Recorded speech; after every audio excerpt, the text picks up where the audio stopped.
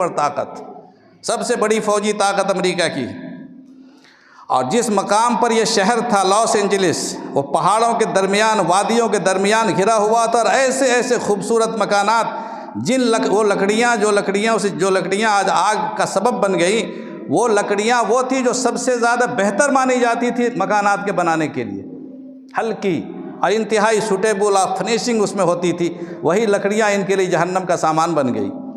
ثمود الذین جابوا الصخر بالواد، اور بڑی بڑی 77 منزلہ عمارتیں،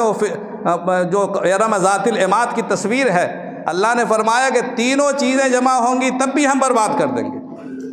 کوئی ایک چیز ہو تو اس کو برباد کرنا کون سی مشکل ہے، ہم تینوں چیز بھی جمع ہوگی تو 3 قوموں کو اللہ نے پہلے دیا تھا، سمود کو الگ زمانے میں دیا، قوم عاد کو الگ زمانے میں دیا، فرعون کو الگ زمانے میں دیا، اس وقت کے فرعون کو اللہ نے تینوں چیزیں اسی زمانے میں دے دی، اللہ نے ان تینوں کا خاتمہ کر دیا۔